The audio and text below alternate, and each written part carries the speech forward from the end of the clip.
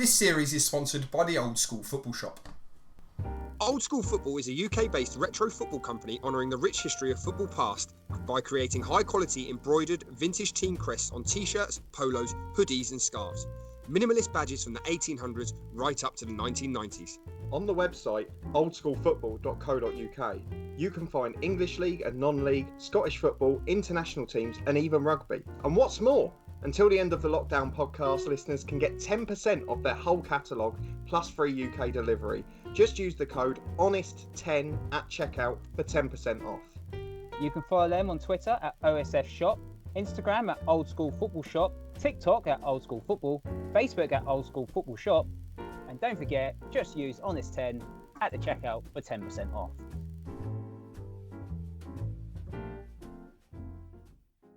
Hello and welcome to something new from the Honest Football Podcast. It's a tier list, something that's seen on YouTube all around the website. I'm Craig Surridge, with me is Charlie Betts, and gladly there's no Daniel Cody. Mr. Anti-documentary himself. Yeah, so as Charlie alluded to, we're going to do a tier list of football documentaries that we have watched. I know there's plenty more football documentaries out there, but we've got 17. Yes, very round number of 17. And how we're going to do it as a tier list is we're going to have 5 categories. We have must watch, which is the top tier, very good, average, boring, and don't watch. Yeah, no, I'm bang up for this because I think, whatever reason, Daniel Cody has an aversion to watching these. I don't know what it is, but for me, a good football documentary is one of the most inspirational or one of the funniest things you can watch. And I can't think of a sport that does documentaries better than football. And you can say The Last Dance and give all of that to me, but nothing's going to beat Barry Fry. So, no, I'm joking. No, we'll get to that bit in a minute. But yeah. And speaking of Barry Fry, he's the first one up. So there's only one Barry Fry is the first football documentary. This was set in the 90s. Barry Fry was manager of Peterborough United, but he wasn't just manager of Peterborough United. He was the owner of United. Well, he sort of was, and then initially he found out he wasn't, but then he was.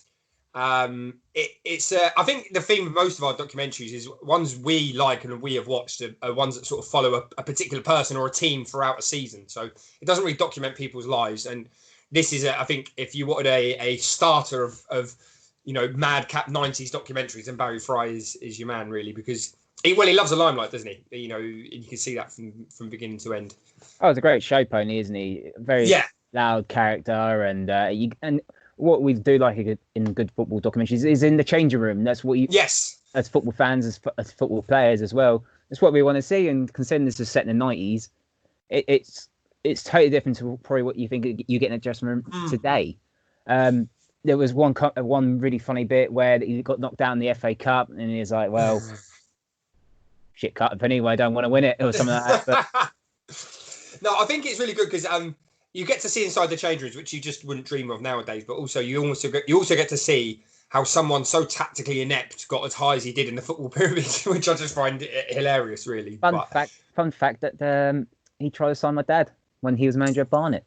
He was successful. That's the thing, because I won't ruin the end of the documentary, but afterwards Peterborough got a couple of promotions and stuff, if I remember correctly. So he's not an idiot, but just he comes across as one in the documentary. But more importantly, Craig, where are you going to put it on our list? I'm going to say very good. I was going to say it's up there. It's definitely up there. I don't know if it's the best one I've seen, but yeah, go on, Craig. Sorry, I jumped in there, mate. No, just because it's crazy. It's just how how much of a character Barry Fry is, and some of the stuff he can probably definitely won't get away with now in 2020 compared to in the 90s. It's just absolutely incredible. Yeah, I think the reason it's not the very top is as great as it was, there was a distinct lack of actual football in it. Like when the games were on, the camera was on him, and actually it was been quite nice to see a bit more sort of match action and that kind of thing. So that's the only thing that's stopping it for me for being like a must watch. So I completely agree. Yeah, it's a very good documentary, and I think it's a good one to start off with if you ever wanted to get into football documentaries from the 90s, because it's fairly middle of the road, isn't it? It's good. Second on the list is Graham Taylor. Do I not like that? This is obviously Graham Taylor, the England manager. Yeah. Back obviously when he was in charge from 1990 to 1992. I thought it was a very hard documentary to watch, and exactly not because of how it wasn't out of his days. He was a very good manager, very successful at Watford. It took him all the way, from Division 4 to Division 1 pretty much, didn't he? Got to an FA Cup final, did he? Yeah, exactly. He was no mug, but you are right. It's such a hard watch. It's one that really pulls on your heartstrings, as well as being slightly funny in places, isn't it? Considering obviously I'm a Luton fan, and obviously Graham Taylor is the enemy, really. Obviously, from Watford point of view, I did feel sorry for him. I think the abuse that he got as England manager was disgusting, and obviously I know the media do give footballers some hard times for unnecessary reasons, but I think this was the start of absolutely the newspapers gunning in for individuals in football. Do you know what struck me from the whole thing, regardless of what you think of him, is, tactically maybe he got bits wrong or with wrong selections, whatever, but he had such a great heart. You could see from the whole documentary that although he maybe made mistakes, he was such a genuinely nice bloke. And that's what made it harder, was then seeing him fail. If it had been someone that you maybe not as fond of, I don't know anyone who's ever got a bad word to say about Graham Taylor's personality. And because of that, it was actually harder to watch him. But it also showed, some incredible access to such key moments, obviously with Ronald Koeman and all of that. Like you actually hear what Graham Taylor was thinking and what he was going through. And that's just, you don't get that in many documentaries. Like you get half times and stuff, but not that kind of access. It was incredible. Especially for an England manager, for a national manager, obviously for your country, you just don't get that. And no. And yeah, obviously he was unlucky. Obviously, I know his England team conceded after 7-8 seconds against San Marino, and he's a 7-goal swing, and he lost out by 1. And then obviously in the playoffs against Holland, where obviously, as you said, Koeman. Wow, how he was never sent off for that. Which Daniel Cody would say that's a vintage Craig Savage Pez tackle. Yeah. But still, that cost England the World Cup in USA '94. Do you know what the tough thing for me about putting this on this list is it's got everything you want from a football documentary. It's got football action. It's got, as we said, the intimate moments of being a manager. It's got little bits in the change room. It's got everything. The thing that I actually almost find hard about is it has all of that happening to Graham Taylor. If it was about someone else, it would be the best documentary I've seen. But it's so hard to watch him, who such a genuinely nice fella, got a heart of gold, just be like ruined basically like that. And his career, I know he went on to manage other teams afterwards, but his reputation was never the same after that, I don't think. I think it's always hard after you leave the England job. It's the hardest football, as they say. So I don't know whether to put it as a must watch or just very good for that reason that it is. You can't watch it and expect to be laugh a minute like other documentaries, if I'm honest. Like most other football documentaries have got moments of, it's quite funny watch. That is few and far between. And I don't know if that means it's a very good or a must watch, if I'm honest. I'm thinking of must watch. Yeah, I think so. Because I just don't think you get that access in any other documentary. You don't get anywhere near that kind of thing. To like you say, to a national manager of a team of, England's stature is just incredible. It's unprecedented in the 90s. Because I think where obviously he took over for Bobby Robson after England, and to take that on, it was incredibly hard. Yeah, no, I agree. Must watch. I think it has to be. I can't really see it's not lacking anything. It's got everything you want, but it's just a very hard watch. Like if anyone hasn't seen it, is planning on watching it now off the back of this, which I think you can on YouTube. Yeah. Don't expect a laugh a minute documentary, but it's one of the best things you'll see. I think definitely. And third on our list is the football club Gillingham FC. This was set in 1998. Under the steward, Paul Scally was new owner. It was been there about a year or two, and the manager is well known as in Mr. Tony Pulis. Yeah, he went on to manage bigger and better teams. Obviously, it depends on the bigger and better teams, but obviously, like your Stoke, obviously took them up to the Premier League. Obviously, managed Crystal Palace, West Brom. For me, nothing really happened in this documentary. No. There is the possible point of them maybe, because I think it's such a bizarre way. Of all the documentaries I've seen, it's done in such a bizarre way because it joins them like, is it a third of the way through the season when they're languishing near the bottom of the league? I think they might be just outside the relegation zone. Then you're only like, it's a 6-episode series or 5 episodes or whatever it is. But then within like half an episode, they're suddenly just outside the playoffs and there's no sort of recollection of really what's happened in that time, apart from Adi Akinbaye's just suddenly turned up. I don't know. Akinbaye was scoring goals. They were trying to get a player in on loan, and the secretary was saying to the other chairman, "Have you signed it? Have you signed it? Have you signed it? Have you signed it? Have you signed it?" There was a tense moment with a fax machine. That was a really tense moment. Yeah, I don't know. I didn't mind it though. It was interesting. I wish there was more Pulis. You saw a little bit of Tony Pulis, but I still felt like there was a couple of change room action shots, and you could definitely see he was reserved. You know, I can't imagine that the Tony Pulis you saw on camera in the changing rooms was the one that you would have got if you would one you get on a day to day. I think it's a totally different Tony Pulis to what we know today. Yeah, a lot of it's about the chairman, and I'm not always fond of those, but there was parts of it I enjoyed. There was bits that do you know what the bits that pulled it up a level for me compared to other ones was there was just such a mundaneness about it, like Adi Akinbaye meeting his agent in a pub. You know, it was stuff like that, like a sports bar, wasn't it? You know, Adi Akinbaye being an artist, I wasn't expecting. Yeah, and like being a baller. Yeah, exactly. Yeah, and like one of the is it Guy Butters who basically drives like a Ford Fiesta and lives in a house like me and you. Do you know what I mean? I think it was quite nice to see that. At a push, I'd probably go for average because I think there's worse ones out there. But I don't know if you disagree. Oh, I found it boring. Are you going for boring? Fans, I found it really, really. Yeah, boring.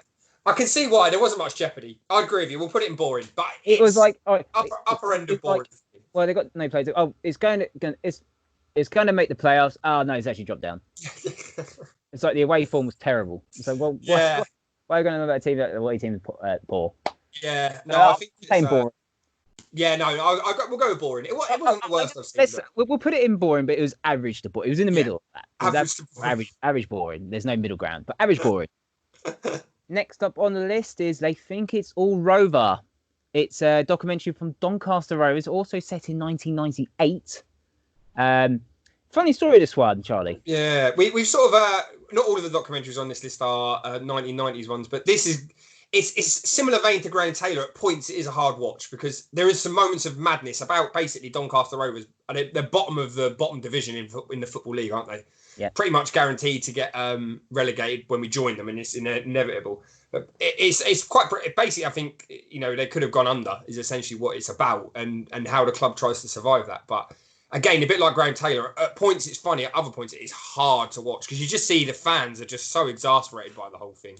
Well, yeah, because the chairman stopped pumping money into the club. He wanted to sell. But the chairman's picking the team, isn't he? As well, there's all manner of the team. Stuff. He tried to set burn the ground on fire.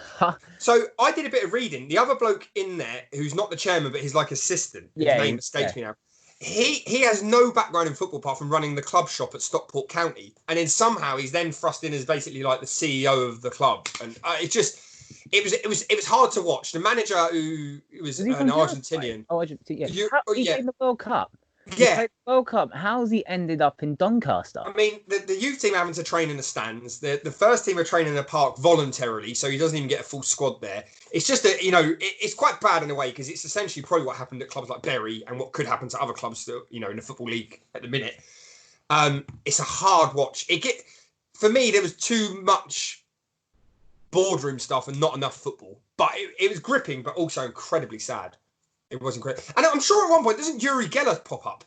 I'm sure he goes in the change rooms at one point or something like that. Like it's a bizarre documentary. I think when I mentioned to you, I was like, why? What was the point of Yuri? What's he got to add? All we talk about is bending the spoon and moving the football in Euro '96. I think for me, the good thing is about it was it unfortunately shows what happens when a club's about to go under, and like you say, a chairman trying to burn his own club down. I think the bad thing was there wasn't, again, apart from the fact of whether the fans were going to do a sit-down protest or not, there wasn't enough jeopardy in it because they were already relegated. I'm sure the documentary kicks off with 3 games left of the season or something crazy like that, doesn't it? It got late into it. Yeah. But, someone tried to take over the club and it fell through because... And I'll be honest, they were asking a bit too much money.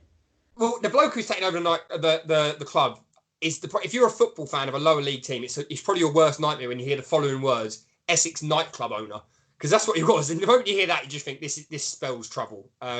He went on to, I'm sure he went on to bought other clubs, and then I think during that documentary, I think he tried to buy a club in Scotland. Oh no! I tell you what happened. He bought Scarborough, and Scarborough went under. He was chairman when Scarborough went under.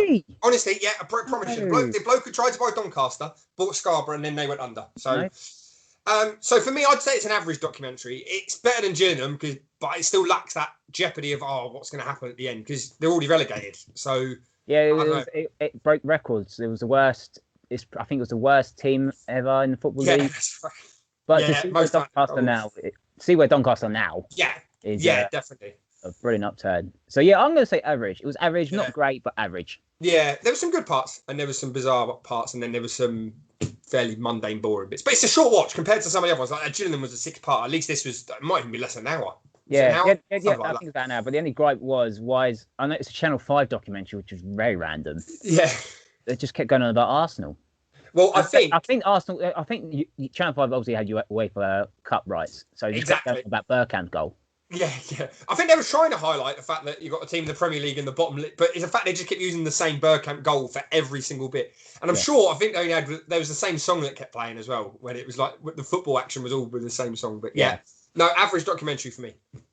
The next documentary is Next Goal Wins. No, this is not a game that's in the park or this is an actual documentary set in the other side of the world. Yeah, do you know what? It's one of my favourite ones, to be honest. It's a story. I don't know if you remember back in, I can't remember, early 2000s or might have been 2000. There was a team that Australia beat 31-0. Yes. And it was American Samoa, basically. And this documentary then picks up about 12 or 13 years later. The goalkeeper's the only remaining player from that. But they're still bottom of the FIFA rankings. And they basically get a former Dutch professional player and now football coach. And it's just basically following him trying to turn the country's fortune around, just get them off the bottom of the FIFA rankings, and it all culminates with this match against Tonga. It's just, I won't ruin it, but it's a brilliant documentary for the reason that it's actually, although it's in the other side of the world, it's quite relatable because what he's teaching me is such basics. We take football for granted so much. And there's a whole sequence. I know it sounds boring, but he's actually trying to teach them how to tackle because you're talking about a team that's just bottom of FIFA. They come together every now and then, always get battered by everyone. And it's just a real redemption story. It is really good. The only downside is there's a bit of focus on this Dutch coach. And he's obviously doing a fantastic job, but then it's a bit too much about his background and his history. And that's important, but it was a bit too heavy on that. But yeah, so there's quite a lot of background on him, which is fine. But that aside, there's some moments, some records broken. I won't ruin them for you. But yeah, it's just an amazing documentary from beginning to end because it's incredibly relatable. It's very well done, and you are so willing for them to win this match against Tonga, which I won't ruin the result of. But this I think it's a classic British way of underdogs. FA Cup, typical go for the underdogs. Exactly. And I'm going to have to say very good. So you're going for very good. Yeah, I would say a very good. Yeah, I would have had it as must watch. I think it was just ever so slightly too much emphasis on the coach. And he's an integral part of the story, but there's so much more around it. And, you see what it means to the people of that country. It's fascinating. It really is fascinating. It's one of the few, actually, outside of the British football that we've focused on. So, yeah. Next up is the Class of 92 out of their league. It starts there, obviously, the Manchester United boys, Gary Neville, Phil Neville, Paul Scholes and Ryan Giggs. They take over a football club local to their, also Manchester. It is Salford City. Also, they pick up the team where obviously in non-league football in the Northern Premier League, and totally unprecedented because no one thought the most successful players in the Premier League will take over a non-league club like them. And obviously, it starts off in 2014, and it's obviously the BBC took rights to them. Obviously, it's shown on the FA Cup, and then Sky took over from them. But I generally think it's I think it's a really good documentary because it shows a few things. One, of the non-league spirit of what we are used to. Yes, yeah, and it shines a very good light on that. I've got to be honest. That's sort of non-league football. It shows that obviously I know it says a term out of their league, but it does because everything was so privileged to them. Yeah, and now they have to graft because they go, we haven't got this. Oh, the hot water's broken, or the tea lady's got this fit problem, or. I remember at one point, obviously Gary Neville works for Sky, but I'm sure the clubhouse didn't even have Sky Sports or something like that. No, they had a dodgy box. But you are right, they are out of the league, but in such a way that everything is sort of done for them at the level they're used to. So then see all of that. I think there's some incredible moments in it, definitely, and obviously then coupled with the actual story of the club, which now they're in obviously League Two, but. Am I right in thinking didn't they have an FA Cup match the day after it was released or something like that? Were they playing Notts County or someone? Yeah, it was released not too long after that, actually. And then they beat Notts County, didn't they? Yeah, I think it might have been later in the month. Yeah, they beat Notts County. They got to and then also they got a replay against Hartlepool United, which they lost. Yeah, but I know people. I know obviously someone who's not here bashes them. Yeah, I don't think. I don't think you should look at the money. I think. No. I think they pumped a lot of money just obviously to keep the club going, and it's not like they've taken over right. They're not like, right, why are you not playing him? Why are we not playing him? No, and that's exactly what I was about to say. Yeah, go on. Yeah. And I think Gary Neville's been absolutely brilliant in this. I think he obviously speaks a lot of sense in there. Well, do you know what I was going to say? I think that's the one thing that, if you compare that to the mismanagement of Doncaster that we've spoken about, and maybe other ones we'll talk about in a bit, you can see just how measured and studious they are over every decision for the club, like who their managers are going to be, potential signings. I'm sure there was an issue. Was it Gareth Seddon? Was that his name? Striker or something like that? Yeah. And it was what to do with him. And rather than just, shotgun straight in there making a decision, you could see that. And I think it was a brilliant documentary, the fact you got to see those conversations. But B, it really shone a good light on those lads. And just that they are, if they didn't care about the club, they would just be blasé and that kind of thing. But they really do exactly what I was just about to say. Yeah, they actually care about this club. And as non-league fans, that's important, isn't it? And we do get to see some change room action as well. Yeah, Two managers, Morley and Johnson. They might be typical non-league managers of just go all out aggressive. Yeah. Well, I think that's great. That's what you want. Yeah, it's definitely what you want from a documentary. I've got to be honest. And you have to give everyone there some credit. Because the club don't rise like that. Am I right in thinking, didn't a lad go on trial at United or something like that? I can't remember. Yeah, the manager before, I think it might have been Bernard and Morley. They didn't rate this kid. And then Phil Neville watched him and liked him. And he spoke to United and said, just come have a look at this player. I think he went to training and they liked him and they signed him. Yeah, incredible. And you get to see that. I think on the negative side, the only thing that I would say that I would like to have seen a little bit more of was a bit more tactical stuff. I think the BBC were obviously trying to show non-league football in a good light, and they did. But a lot of the change room stuff was just the motivational bit at the end. And, those lads, Morley and Johnson, there's no way that every team talk was just, let's get stuck in. There must have been bits about tactically, where the fullback is and all of that kind of thing. And I just wish they'd shown a bit more of that. But I think what they were trying to get across was that, this is non-league football. It's not. Even the, level we play at, there's a tactical element to all of it. And that'd be my only disagreement with it, was I think they change room stuff was great, but I wish I'd seen a bit more of the tactical side of it, not the motivational sort of speeches, if that makes sense. On the recent one, when they were in charge, I think they were still in the National League North when they got promoted. And they were 4-0 down, Salford. The 4-0 down with about 10 minutes to go. And them two managers spoke perfectly about it because they knew they were done. They knew they were done. But right, we're going to get the sack here because we're not getting promoted the way we're going. And Gary Neville said they were going to get the sack after this game because obviously they were getting battered. And then obviously they drew the game 4-4 in the last 10 minutes. I don't know how don't do that, but it was ridiculous. But obviously that game pretty much, not to say handed them the title, but that gave them that confidence and push on to win the league. So and it's good to show like real emotion on that. Yeah, no, there's nothing wrong with that. Yeah, I just think from maybe a bit more of a purist point of view to see that would have been a bit more tactical stuff. But on the whole, a fantastic documentary. But a question is, where are we putting it? I think it's very good. I do think I would say very good. Yeah. You don't get many documentaries that carry on from season to season to season.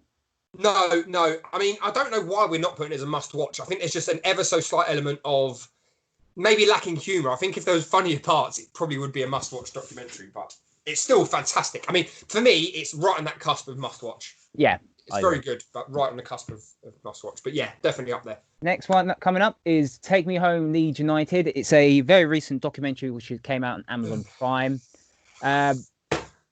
It's the first It's not the first one because Salford was the last one, but this is very new considering it was last season. Yeah. Leeds United with a new owner from a couple of seasons ago. Marcelo Bielsa is the manager. Yeah. Would you say the arrogance of Leeds thought they were going to smash the championship, or would you say, do you have any sympathy for them? No sympathy whatsoever. They definitely filmed that in the same way. Probably we'll get to it later, but Sunderland did, expecting to bounce back into the Premier League in that sense. They were trying to film a successful season. Just for me, there was just nothing.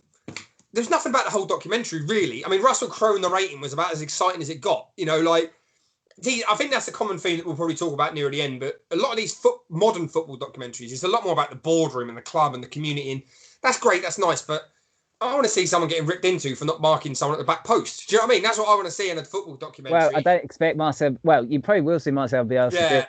There was no change room action. No. Their sporting director is off his rocker. Very passionate. I think it's not a mental as is passionate. It's very passionate. No. I don't mind passionate, but he went a bit over the top at times. Yeah. I think Leeds had the drama of Spygate and the Aston Villa game. Was it Reece James as well? Was there a signing of him? Daniel James. Sorry, Reece James. So obviously, you get to see a bit of transfer deadline day. How unsuccessful the transfer deadline day was, considering it was all done and dust. It was 98% there. Yeah. On the signature from Swansea. And I think that's obviously transfer deadline day takes a lot out, and he did. I think he took a lot out of that sporting director. Yeah, and that's associated with Leeds. But obviously, with the way Leeds' season happened, as I said, Spygate, the sportsmanship against Aston Villa, and obviously the playoff semi-final against Derby in the second leg. Do you know what? For me, Craig, if that was all condensed into 1 hour and a half, hour, whatever it is, I could have coped with that. And I think actually, you know what? If you put all of those bits of drama you've just spoken about and really compact them together, I think you've got a very good documentary in your hands. There was just so much filler in between. It was so, over those episodes, so much faffing. I mean, I'll be honest, I didn't finish it in the end. I got halfway through and just thought, you know what, this is so boring. Because those moments of brilliance, like you're talking about, like the Daniel James transfer or the Aston Villa gate or Spygate, you're having to sift through about 40 minutes of crap to get there. So I just found it incredibly boring. And it's a shame because there were some brilliant moments captured in there. But for me, it was like sandwiched between just boring doo-doo, to be honest. I think it's one of those ones that I know the ending, and I laughed at the ending because it was. I'm going to say it was a cracking playoffs game anyway, and how it unfolded was incredible. But it was there. It was just there. So I'm going to say it was pretty boring. Yeah, for me it was boring, and it's a shame because it had the potential to be a great documentary. If it had been shorter, if they'd have cut out all the other crap, it would have been a brilliant documentary. It really would have. But they just...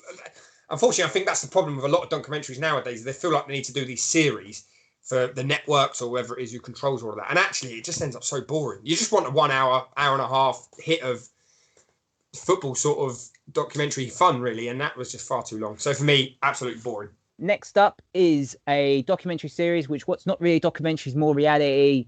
And for a bloke taking charge, I'll be very scared to be playing for him. It's Fash FC, which was on Bravo TV back in 2003-04 season. It's a typical Sunday where all the lads want to get up early Sunday morning, a long night out, and play football. For me, I mean, we'll talk about why in a minute. This is the must-watch thing out of this list, and because there is nothing else like. And I know I'm going to sort of go back on what I said about maybe Leeds a minute ago. I mean, it's like 20-odd episodes. It literally follows the season. It was a weekly thing. But it's basically where John Fashanu comes in, takes over a Sunday league team. They play out of Hendon, I think it is. But it's a bit more than that. Because it's the reality TV, there's like punishments if they I mean, I'm sure one of them had... Punishments worst player? Yeah, if they're worst player, it was like one episode, there was a bloke who basically had to eat like really hot chili powder. It was bizarre. You could tell they'd come from that Crazy Gang thing. But for me, there is literally nothing else out there. And whether you think it's absolutely brilliant or absolutely dire, you can't help but watch it. And it's all on YouTube. And that for me is amazing. Like an hour at a time, bosh. It's incredible. Do you think it's more of the, like, it's lads vibe? Yeah. Is it because it's John Fashanu? Well, the problem is you watch it back now and there's elements to it that are very dated. There's probably certain social lines that are crossed that you probably couldn't get away with nowadays in terms of attitudes towards women and stuff like that. And that's not why I don't know why I put me light on there. That's not why I love it at all. But Do you know what? Out of all the documentaries we've got, it's the most relatable because we've all played Sunday football. Whether you're the worst player in your ever or a fantastic player, you would have played Sunday football at some point. And there's just so many parts that are relatable to it. The tiny changing rooms, the crap warm-ups, the awful pitches, the club linesman. Do you know what I mean? It's just so much that that you can relate to as a player, I think, for me. So you're definitely saying must watch. Must watch for me, and it's must watch for either reason. Either you will think it is the best thing you've ever seen, or you'll think it is so bad. It's so bad, but you can't help but watch it. It is the most watchable thing on this list for me. You know, it's anyone who's ever been involved in a football club at any level can relate to most parts of that series. And for me, that's why it has to be up there. It's a must watch. But that I don't know if you agree or not. No, do you know what? Obviously, I watched it back in the day. Obviously, we know. Do you know? Obviously, we spoke off air. It was like commentators: Andy Burton, who's now scout at Bournemouth. Yes. Andy Goldstein. Yes. Amy TV and obviously on Talk Sport. And obviously the presenter was Caroline Flack. And that's really surprised me.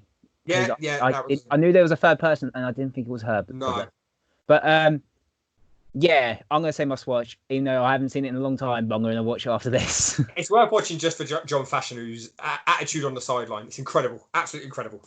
Next up, from one manager who had no clue what was going on to a manager who's won various trophies. It's Big Ron Manager, which was like a 6-part series on Sky One, where he would be like a consultant, helps over a football club, helps the manager out, and just changed a little bit of things in the club.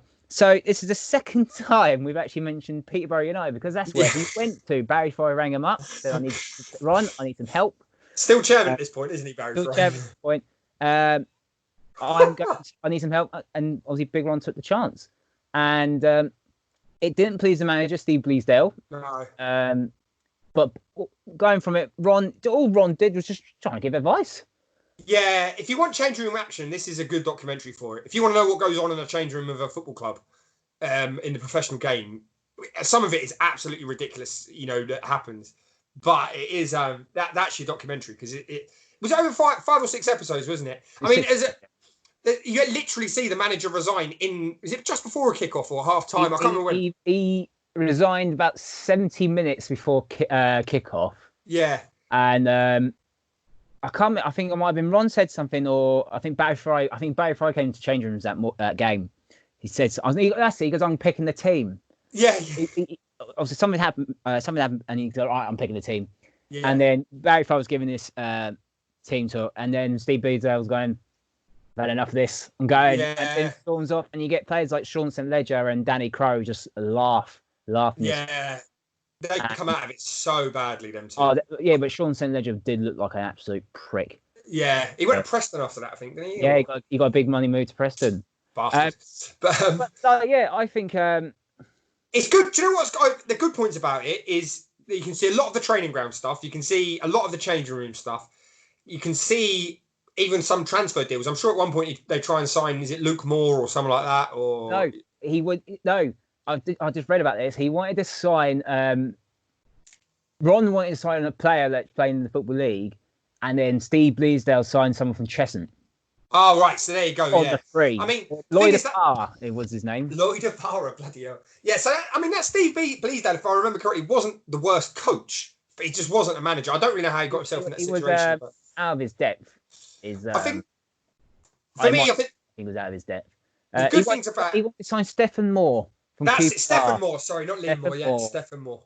So I think there's some, seeing that side of it's incredible. Seeing that side of the game's incredible. I think the downside is, unfortunately, you just see again the circus that is Barry Fry, which was funny in the first documentary, but actually the way he undermines the manager a bit, it's a tough watch, to see someone basically resign over there. And the funny the feeling about Steve Bleasdale is because he resigned, he won't get any package from it, and he had a company car and he had to give that back, and he was living near Liverpool, something like that. It was a hard watch at points. I don't know how I feel about this one, Craig. I'm really undecided on this. Do you know the good thing about this documentary is Dara McTansney watched the show and bought the club. Oh, really? Yeah, and that's how why he's in charge of Peterborough United. I think the owner. I think the only bit, if I remember, the biggest downside to it was some parts of it were clearly staged. There was bits of Ron Atkinson where he's on the phone, and it's clearly. Oh yeah, exactly. Yeah. And also, it depends on, and we can't sort of dodge it. It depends on your feelings about Ron Atkinson as well. Watching it retrospectively, you might find it a bit tougher to sort of watch. I don't know. This was literally after what he done in 2004. And should he have got a second chance and basically got a series off the back of it? I don't know. For me, it's a bit of it's too scripted, so it's not a must watch. I don't know if it's a very good or an average. I'm not sure. It's definitely not boring. I mean, it's not just boring. Such a circus going on. It was a mess. I'm going to say average. I'll say it was average. Yeah, I would say average. I think, as I say, it's a tough watch in places because of the shit the manager has to go through. And also, some of it is very badly scripted. So, yeah, I agree, average. Next on our list is the 4-year plan with Queen's Park Rangers. This started from 2007 up to 12. It's basically when the new Italian owners, Fabio Briatore, obviously famous for his Formula One antics, him and another consultant buy the club.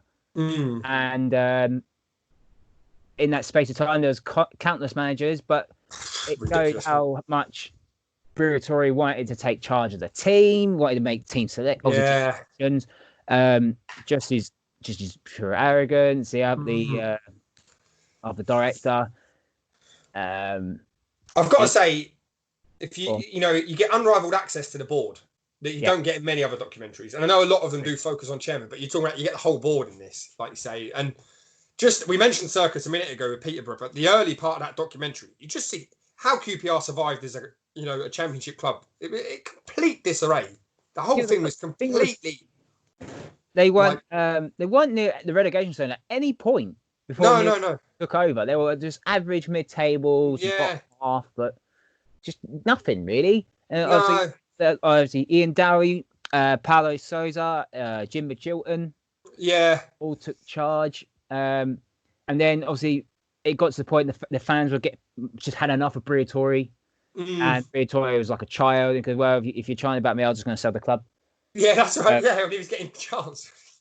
And in the end, it was the other director. He picked Neil Warnock. Yeah, we will mention Warnock later. But he comes out of it quite good. The bloke who then takes over later on. Yes, he comes out of it very good. If I'm honest, yeah, for me, it's a good documentary. I think obviously there's a lot of football action in terms of match highlights. You don't really see any change room stuff or anything like that. I think what the bit that stands out for me of that whole documentary is what's the manager's name? Sorry, Paulo Sousa. When he basically goes off script and says something in a press conference that he shouldn't have said, and you literally see the meeting where he gets sacked, not with him in it, but the decision to sack him. And you don't get that in many other documentaries. I think if you're interested in the workings of a football club outside of the football change room, it's up there as a brilliant documentary. But unfortunately for me, I like to see a lot more of the manager doing bits and the inside of the change room sort of thing. So it was very good, but I don't know if it's a must watch. Yeah, no, I agree. I think it covers a large span, doesn't it? Like 4 years. Yeah, four seasons of it, and it shows even when they pumped money into the club, they still make a mess. Yeah, and obviously it works is way up. It works his way well. Obviously, near the end of it, where they get promoted to the Premier League, they won the league, the Championship, and then they get a new owner after that. So in Tony Fernandez, I think it was. Yeah, that's right. I think they sold, didn't they, when they got? Yeah, they sold. Yeah, when they got to the Premier League. I'm going to say it was very good. It didn't drag, considering it was 4 seasons, or 3 seasons. No, I thought it was a very good documentary, actually. Very good. Available on Amazon Prime, so watch it on Amazon Prime. That's true. Next up is a documentary from BBC Scotland. It's Real Kashmir FC, and how have I mixed them two together with a team from India and Scotland? But try you to tell me more. It's another one of the few ones that are set outside of the UK that we've watched. Again, and it's there's 2 sides to it. There's the football side, and then there's we'll talk about. Then there's a political side, which we're not going to talk about because we don't do politics. But It's set in a very contentious area of Kashmir, and there's a lot of infighting over that. But it's essentially ex-Rangers and Aberdeen and Scotland international David Robertson, who goes over to that part of India and basically manages a team in the Indian Premier League. But the reason I like it so much, I'm not going to say it's a must-watch, despite pressure from Daniel Cody, because it's his one. The reason it's his favourite. It's his only one. It's the only one he's ever watched. But anyway, it's brilliant. But I almost don't want the politics part, and the politics part sets the scene for it, and it really does make you realise that working in conditions where games quite often get cancelled because of protests and safety over players and all of that. Sometimes there's a bit too much of that, and actually, I don't want to see armed guards, storming a changing room at a football match. Do you know what I mean? That kind of thing. It's just like it's not. There's jeopardy, and then there's people fear for people's lives, and that sort of crosses the line a little bit for me. That's the only thing that takes it away from being a must-watch. In terms of the football, there's very few documentaries that can, for me, that touch it, because you just, similar to that Next Goal Wins, you see a man working at a level well below what he's used to, but working with players that we're probably just as good as, and I mean that in the politest way possible. Mm-hmm. It's completely relatable. You see the rawness of a changing room when someone's lost, he's kicking over chairs, and it's quite old school in his approach, really. So for me, if you like to see an old school, and we'll talk about, someone like Neil Warnock, that kind of thing, it's got elements of the Neil Warnock documentary, which we'll talk about in a bit later on, in that, which make it so watchable. I mean, you just get such an access to the changing rooms, and actually you can see the progress. I think, as I say, the downside is the politics, which actually sets the scene for it, is almost a bit too heavy. So for me, a very good documentary, but not quite must watch. Next up, we're back in the 90s, is Orient for a Fiver. It's the famous John Sitton Mad Moment. Yeah.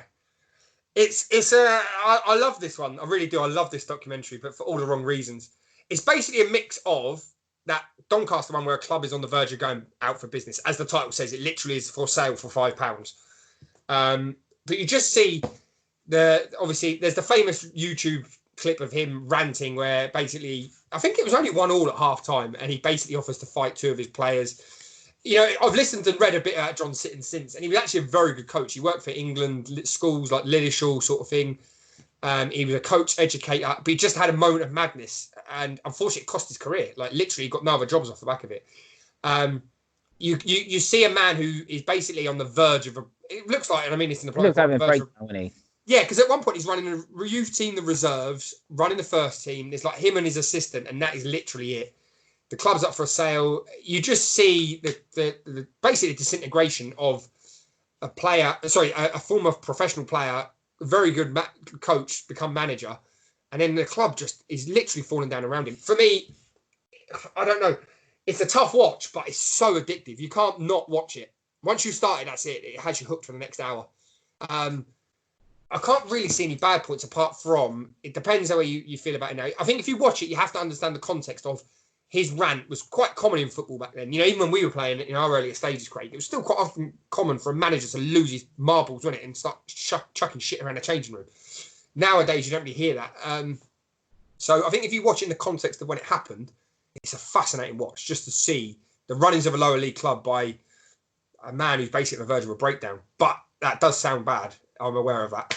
Where you spoke about the Doncaster and Orient with the parallels, where the money in the Premier League is so much, even in the mid-90s. So, obviously, to compare it to the bottom end of the Football League, it's just so much. And I said the pressure, there's more pressure in that lower end of the Football League than it is obviously in the Premier League, because you are working on your own. Yeah. No, I think it's it was the same thing for Doncaster. The manager was what I said, running the first team when he can get to, obviously the under-18s. But I think you get a lot more changing room stuff in this. A lot more changing room stuff in this one than what you do the Doncaster one. Well, do you think that the sit and rant is actually a good thing? Because not obviously the content, obviously what happened, but for players that want to be managers. But it showed the realism. It's not fake bullshit. Yeah, and that's the thing. It's not. And I think that's for me why it's a must-watch. But I mean, on a side note, I don't think what he said was actually that outrageous. And I'll put my neck on the line to say that.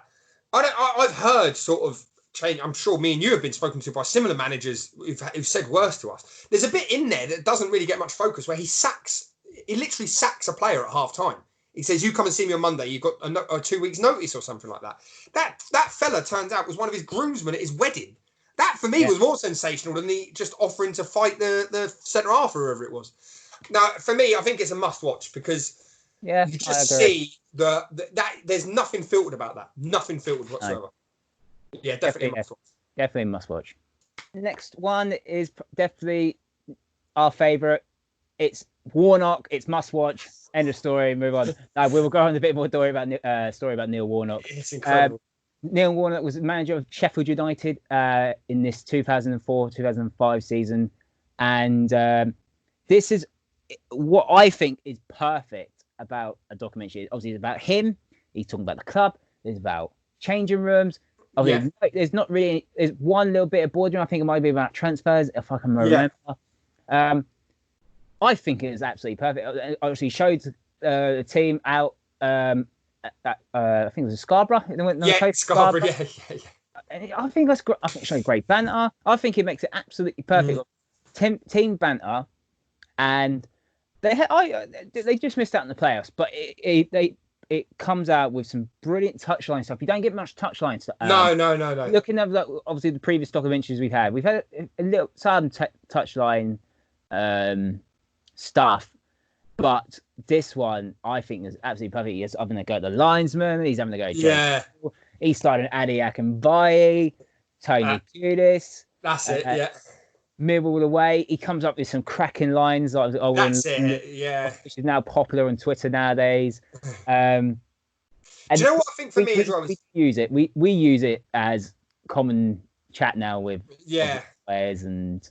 Well, we've even used it in coaching sessions and managing a football team, haven't you? You know, sometimes like there's a line where it says that you've got to die for 3 points. I know you use that, and then who's marking Lescott. But no, I think for me what's brilliant about that as well is we mentioned it earlier on, is all of that, what you spoke about, and it has all of that, is condensed into like an hour. And if you just want an hour of entertainment, that's it. You know, it's none of this 6-part of rubbish of all of that. You know, it is from the moment you turn it on, it is literally full blast all the way through, isn't it? In terms of action, controversy, the whole thing. Literally the whole season. It started in pre-season.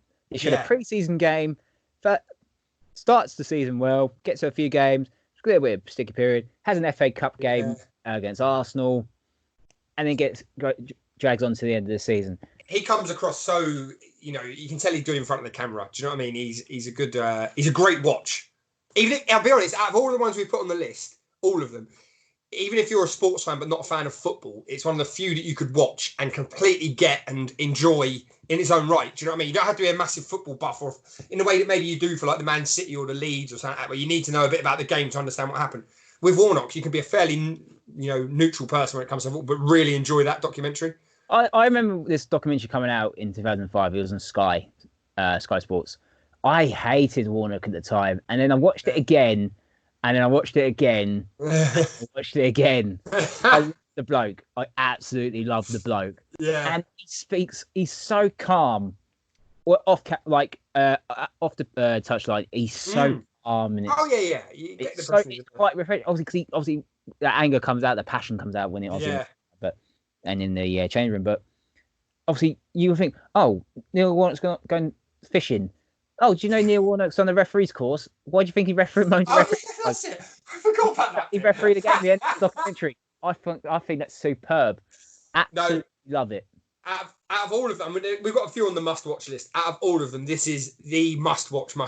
Definitely. If you're going to start with any one of them, definitely have to kick off with this. It is absolutely incredible. There's not a single thing that's bad or I would change about it. Not at all. Next up on the list is a American owner, Chester City. Yes, an American owner buying Chester City. This is not recent. This was back in 1999. This is such a guilty pleasure. It's where we say like the owner picks the team. The owner Terry Smith, who was an NFL player, a former NFL player, the New England Patriots, decides to actually not only take over Chester City, he becomes manager of Chester City. I don't want to spoil this for people, but there are so many moments in there that are horrendous but hilarious at the same time. I was very surprised because you said you've got to watch this. I was like, nah, I don't know. And then I started watching. But this is, as soon as he started speaking, I was like, he's hooked me already. And again, it's like Warnock. It's less than an hour, and it's literally it's pedal to the metal from the moment you turn it on to the moment it finishes. There's not a dull moment in that documentary. There's not one boring bit in it. You know, like for me, I just think There's changing room stuff. You just see how ridiculous it is. It'd be like us trying to coach an American football or basketball team. Wouldn't have a clue about the tactics of how to coach an elite professional player how to do it. And it's just seeing him so out of his depth.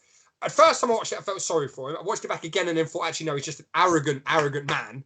Mm-hmm. I don't want to ruin it for people who watch it, but there are so many moments.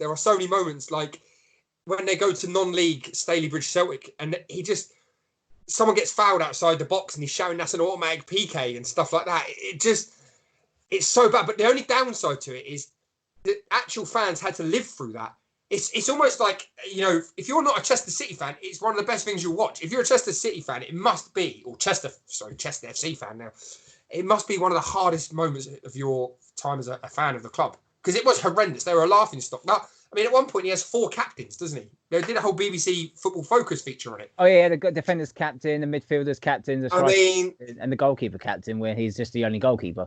Yeah, and there's one highlight with that where there's the striker's captain, and there's only 2 strikers. Do you know what I mean? So, like, if you're the one who's not the striker captain, you're basically not thought of very well, are you? But he just has not. You've done interviews with other with coaches in other sports. Yeah, you've done one with Brian Barnes. Have you ever asked the question of how did you see an NFL player manage a soccer side or football side? I actually sent it to him. So Brian obviously actually watches all of our stuff. I sent it to him, and he said, that it's so out of his depth. It just hasn't got a clue. The bloke has not got a clue. He really enjoyed it, and that's the thing. I think that's the beauty of this one is although it's set in a football club, and there's lots of football. For me, I think that's the beauty of this documentary is if you want your football fix, you've got that. If you just want something that is ridiculously madcap and just hilarious, you've also got that side of it. So, again, I know it's not as good as Warnock, but it's still, for me, a must-watch. I can't think of anything that's bad about it. There's nothing bad about it, apart from if you're a Chester City fan. Do you know what? I'm not going to say must-watch. It's very good. Really? What do you think? This is the first one we're actually going to disagree. Yeah. Because I love this. I think this is I didn't expect this, but I don't think it's in the must watch, but it's still very good. It's tight. It's very tight. It's on the border. It hasn't got the thing of, which is ironic because Chester is on the border of England and Wales, but it hasn't quite got the ground is half England, half Wales.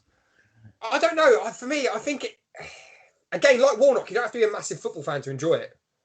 Even if it's in the very good category, I would. It's a strong, very good. I would say you'd have to. It's something you must watch it. Even if you think it's just very good, you must watch it. Yeah. Anyone, you don't have to support Chester at all. It is an incredible hour of documentary. But yeah, okay, we'll go for very good. Next one on the list is Trouble at the Top. Luton kicks off. Yes, this is a documentary close to home. It's in our own town. This was set in 2003, where a owner, John Gurney, and the mysterious consortium purchased the club of Mike Watson Chaz for £1, which is absolutely crazy, even in 2003. £4 less than Leyton Orient. £4 less than Leyton Orient. They bought the football club. This John Gurney tried to buy Bedford Rugby Club. If you know, he tried to move the club to Coventry or Kent. I mean, that's ridiculous. Which luckily, but the thing is with John, obviously John Gurney, the owner, he sacked Joe Kinnear and Mick Hartford, which did not start well with Luton fans because they pretty much protested outside the stadium, outside Kentworth Road. John Gurney wanted to obviously move the team to Junction 10, which for nowadays Junction 10 will be used as Luton have bought the actual site for Junction 10, which they're going to use it for shops and office buildings. And now obviously Luton will play at Power Court once we get back into building phase from this pandemic. So yeah, he wanted to change the team name to London Luton FC to match the airport. Crazy. Could you imagine today if there was actually London Luton FC, Charlie? It's a bit of a common theme with a lot of these documentaries. With the exception probably of Class of '92, where some of them just highlight the madcapness of someone who's not involved in football, doesn't understand football, just taking over a club and trying to, without even meaning to, run it into the ground nearly. So, and the first ever manager idol happened where the fans, the players, the directors, and other people at the club, they get to vote who was going to be the next Luton Town manager, it was three choices. It was Steve Cottrell, it was Mike Newell, and Joe Kinnear, the previous manager. And somehow, allegedly, Mike Newell won overall. Well, worked out quite well because eventually got him promoted, didn't he? But obviously not that year. Apparently, Mike Newell won by 4 votes. Did you know that? So Mike Newell, but the thing is, Mike Newell was the only person at the ground on the day. Right. Joe Kinnear was in Malaga, and Steve Cottrell was at home. Right. So yeah. So then it all started to rise that the mysterious consortium actually had no money. They didn't pay the staff, didn't pay the players, and basically the shit was hitting the fan. And it got to the point where a director removed the John Gurney to put the club into into administrative receivership, where it's not exactly the term of administration because obviously. So it pretty much forced him out of the club, and basically John Gurney was a fraud. Yeah, and you get to see it because he spoke like a politician. He spoke like Boris Johnson. Yeah, just cutting his way through it, just never really gave an answer, and just going around in circles. And once again, it shows how another lower league club, because Luton were in Division 2, League 1 at that time.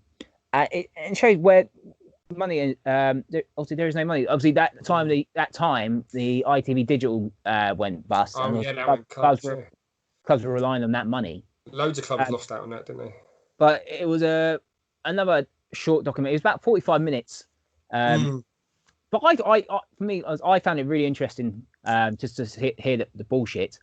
And where are you putting it? Me personally, I'm going to say it wasn't very good. I'm going to say it was average, actually. Average. Yeah, and Daniel Coe's going to surprise me saying, I thought you would say very good. No, it was average. I enjoyed it. But it was average because obviously there's no dressing room, there's no play. It was all because it was all during the summer. It was all during the summer season. Maybe if you weren't invested in the club as much as you, it would be average. It would be. Yeah.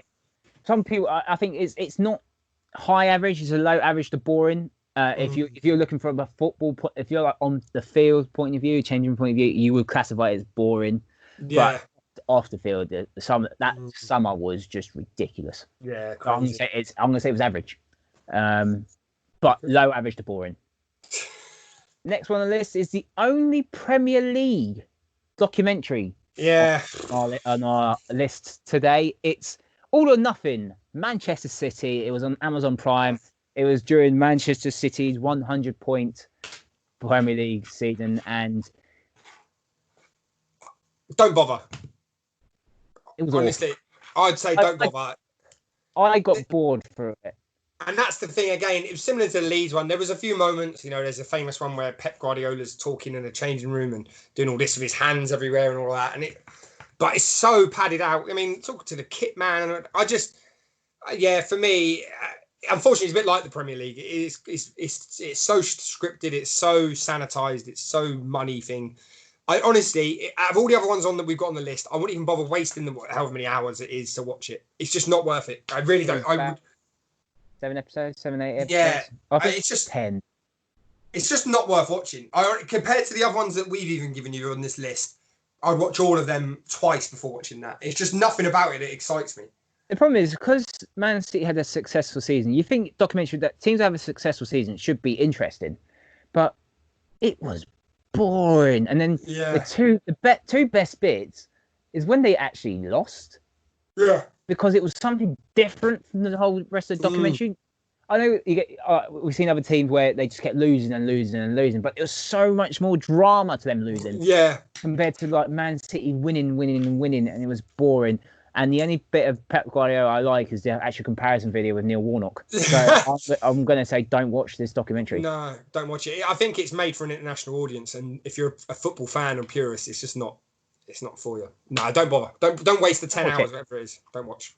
And the last documentary on the list is Sunderland Till I Die. It's available on Netflix. It's now got 2 seasons. It shows obviously Sunderland in the Championship that just previously got relegated from the Premier League, and off the field drama just carries on. Obviously the chairman the owner wants to sell the club. on the field, they're not been great. They fall way behind. They go into the relegation zone. And then, obviously, in the end, they get relegated out from the Championship to League One, which is 2 seasons on the trot relegation. But there's enough to keep you going in this one. There's a bit of scandal and stuff, isn't it? Yeah, obviously, Darren Gibson off the field wasn't great. Jack Rodwell was still at the club, still earning a high wage. Chris Coleman threatening to fight a fan at one point, didn't he, as well? Yeah, that fan deserved it, to be fair. Yeah, completely agree. Seeing that. That was season 1.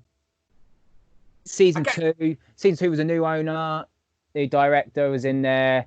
And then, obviously, a new manager. Obviously, life to League One is obviously totally different to the Championship. And I think it was more of a reality check. But it was more. They showed more emphasis on the owner. They had a transfer deadline day drama with Will Grigg when they originally wanted to buy him for 1.5 mil, and it ended up with 4, which was a massive gamble, and it didn't work out. And obviously, where the end of the season, what happened against Charlton in the playoffs. I think it's one of those. If you're a Geordie fan or any other fan, you'll laugh at it because I know Sunderland's a massive club. I like Sunderland. I think the fans are fantastic. What do I think? I think it's average.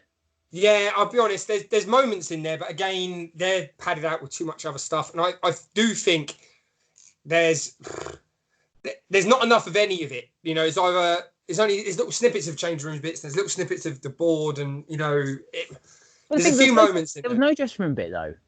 No, what I mean is like when you see them coming out to training ground. Yeah. Yeah.